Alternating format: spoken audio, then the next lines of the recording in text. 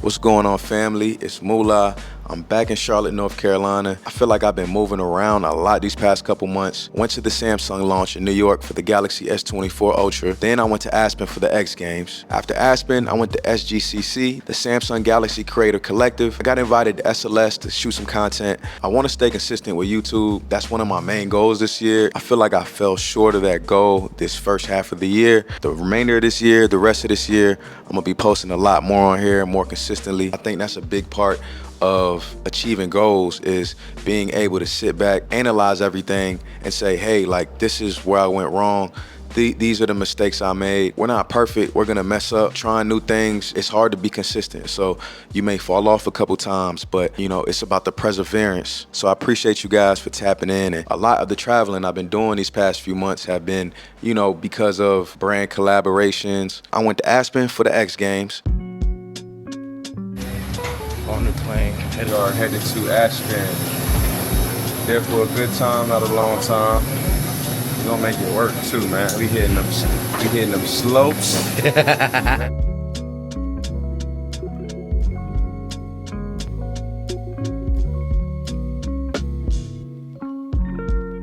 As you can see, we just landed here in Aspen, here for the X Games.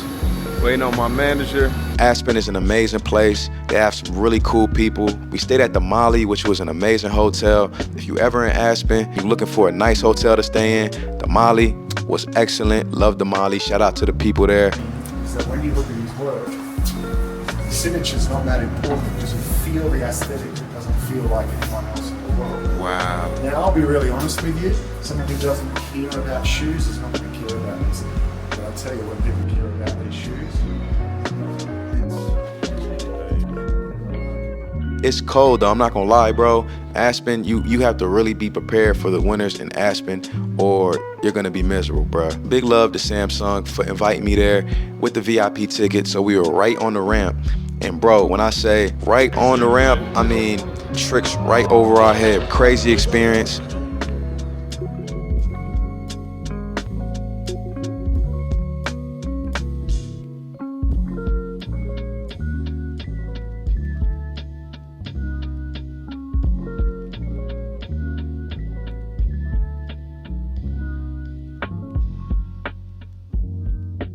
Grew up watching the X Games, so it was just a surreal experience to see it in person. After Aspen, I went to SGCC, the Samsung Galaxy Creator Collective. I got invited to speak. This is my first year creating this type of content, being, I guess, a quote-unquote content creator. I never spoke at an event like this. I feel grateful and I'm thankful for these type of experiences. I was able to meet and network with a lot of creators, which I love events like that, where I could just meet creative people in similar spaces or just in like completely different spaces, bro. That was dope. I had a great time, and it was at Dude Perfect Studio. Shout out to Dude Perfect for inviting us there.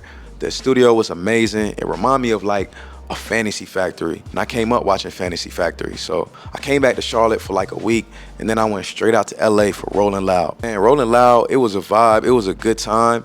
I've never been to Rolling Loud, so it was dope to actually experience Rolling Loud in person. Rolling Loud in LA right now. This is day 3, technically. Missed the first day with Kanye, but it's all good. But I will say though, I loved it. Like, good time, great time. I had a good time. Me personally, I'm not a festival type of person. A festival, it's a lot, bro. It's a lot of standing, a lot of walking. It's just a lot, bro, with a festival. If you've never been to one, you gotta experience one at some point in time. I think everybody should experience a festival at some point in time. Got a bunch of content out in Rolling Loud. Got a bunch of content just out there in LA, period, which was a good time. And I shot a music video while I was in LA around the same time. Yes, sir, we out here filming this music video. My boy Marley G. Making it happen, we out here in Cali. We ended up shooting a music video out there. I shot it with the Sony FX30. And the behind the scenes that I'm gonna put in here is with the Pocket 3, the DJI Pocket 3. I shot a lot of content with the Pocket 3 while I was out there, and I'll try and tag it as much as possible to let you know what camera I shot what scenes with. Then I ended up coming back to Charlotte for like a week, and then I flew right back out to LA. I got invited to SLS to shoot some content. I had the Galaxy S24 Ultra on me. Here at SLS, you know what I'm saying? Okay, we're gonna go closer to the floor in a second. Shot a bunch of content on that. I'm not a skateboarder. I don't do any extreme sports, but I wish I did. Like if I didn't do this, like if you told me money wasn't an issue, like just like a hobby, what I would love to do is skateboard, is to learn how to skateboard, bro. But as a kid, I was never trying to skateboard. I played basketball and I'm like, yo, you're gonna get hurt. Like you're probably gonna break something to get good at skateboarding because you're gonna fall a lot, not just a little bit, you're gonna fall a lot. And eventually you're probably gonna really hurt yourself. San Diego was amazing, amazing place, good people, bro. On our way to breakfast, we end up passing this car show. San Diego, out here for the second day. SLS was yesterday. Now we here. Dope vibe. We got some fly whips out here too, man. About to go get some coffee and get some breakfast. It's hundreds of cars, mind you. It's a few small businesses in front of the show. It was a lady, she was selling spices and seasoning. My friend ended up buying a bunch of spices and seasoning from this lady. You had to get tickets to this event. Like the full car show, you had to get tickets. So like there was the outside and then there was a portion that you can go inside. The lady goes, she got 2 tickets. You know, if we don't have tickets, she got 2 tickets to get inside. So of course, I'm at Automotive Excellence right now, San Diego.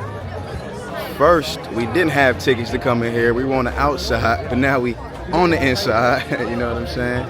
Checking out all these fly whips. We got a lot of vintage whips in here.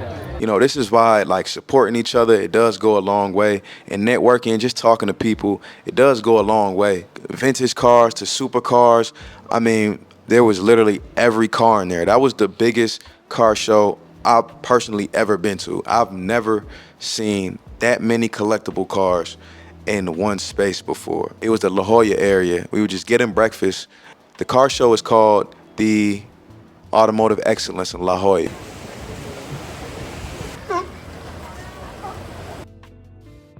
We basically in sealed territory right now, and this is the cave. San Diego, you owe me nothing. Had a great time. I'm finally back home. I've been home for maybe like 2 weeks now. Literally within the last year, I went full-time with content creation. If you don't know me, if you haven't been following me, I'll make sure I tag my Instagram below. I've been a video creator and a photographer for about 6, maybe 7 years. I was doing that full-time at one point in time. I was working full-time when I really built some momentum, taking it seriously and getting clients, getting booked for, you know, gigs and freelancing. And then, you know, a couple years later, I ended up quitting my job. I said, you know what, I'm gonna take the risk.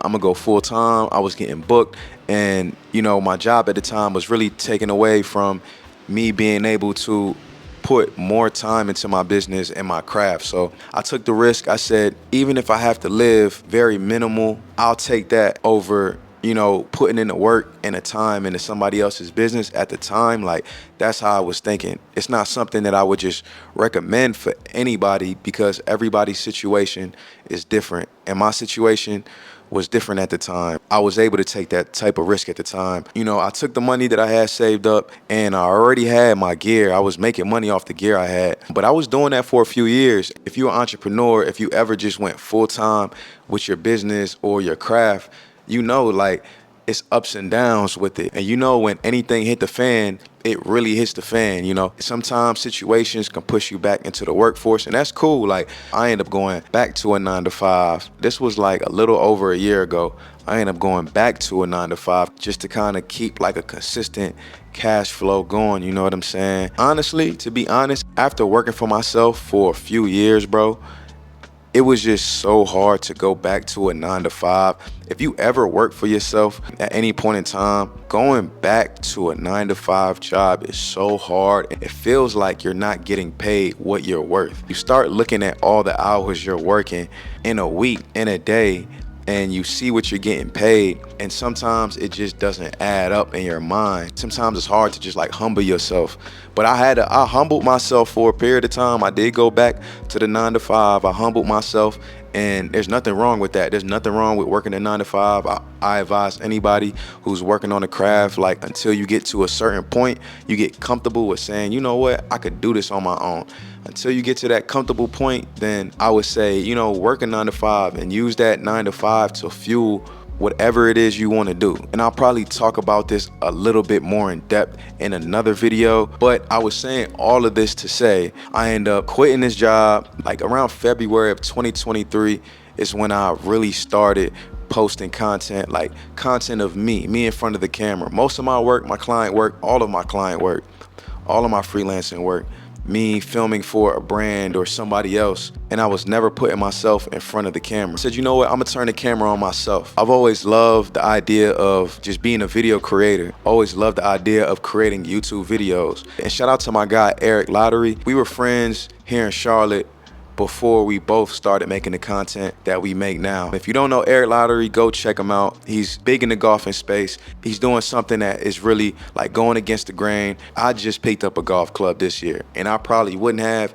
if it wasn't for Eric Lottery, for real, for real. He was just going crazy with the content, and I'm hitting him up like, damn, bro, like this is really inspiring, bro. You know what I'm saying? I feel like there's a big piece of it that's very organic and relatable to people. So I'm very appreciative to all the people that, you know, followed me on Instagram or TikTok or subscribe to the YouTube. I feel like there's something very genuine and a very organic. Like I try and keep things as organic as I possibly can.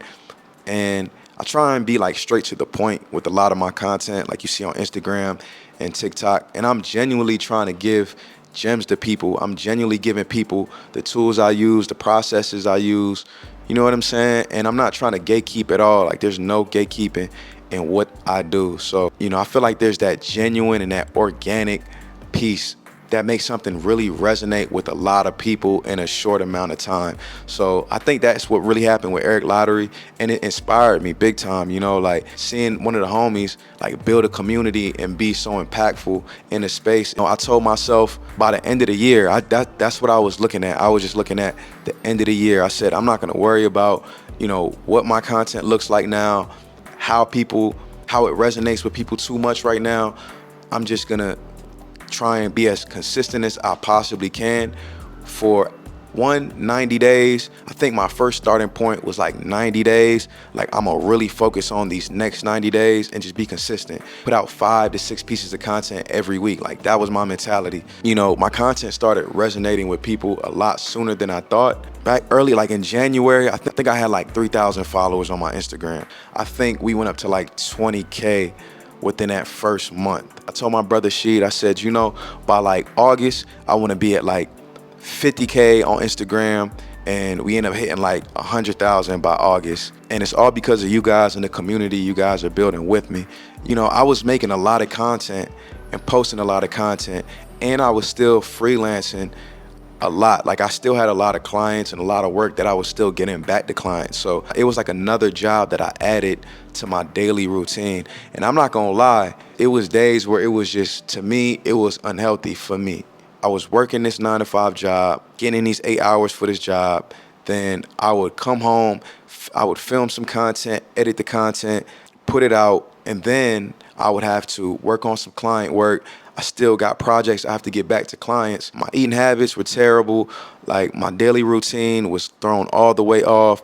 I was finding myself, I was editing content while I'm on a job. And then I started getting partnership emails. I was saying all of this to say, you know, I end up going full time with content this past year. A few of the partnerships and the deals that I did had me on the road a little bit early this year. So I'm just catching you guys back up to what's been going on. I'm not gonna lie, these past couple months, I've been a little overwhelmed at times traveling while also trying to create content, especially if you work with brands. It can be challenging. One, you're not in your own space, and trying to do this sometimes with like products, it can be a little challenging. So if you're not prepared beforehand, it could be very hard. So before I hit the road, I try to prepare each time with content, boat shooting. A couple weeks, I knew about it, and I had to make the trip. So, you know, just adapting. That's a big part of life, is adapting. That's a big part of, you know, becoming a full-time content creator too. I guess this video is a little bit about both, about being able to adapt. Also me becoming a full-time content creator, yes. Why I was moving around as much as I was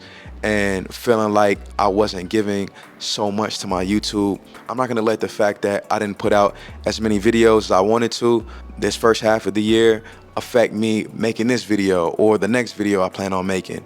You know, just that self-motivation is extremely key. It's really the biggest part of becoming a full-time content creator, in my opinion. Instead of sitting here last night recording a bunch of videos, I could have went out with my friends, went to the bar, had a good time, and I still do that. But there's times where I have to just like settle down and focus on getting the work done, the content creation, getting into the space, and, you know, starting to get brand deals and partnerships. If you want to hear me really talk about that and break that down a little bit more, and like how I go about that, then just drop a comment. Make sure you subscribe and drop a comment and let me know what you guys think or what you want to hear, or if you want me to go a little bit more in depth about creating videos for a living. I'm still working on my YouTube. I appreciate you for the love, all the love you show me. Make sure you tap into the next video. I'm out of here.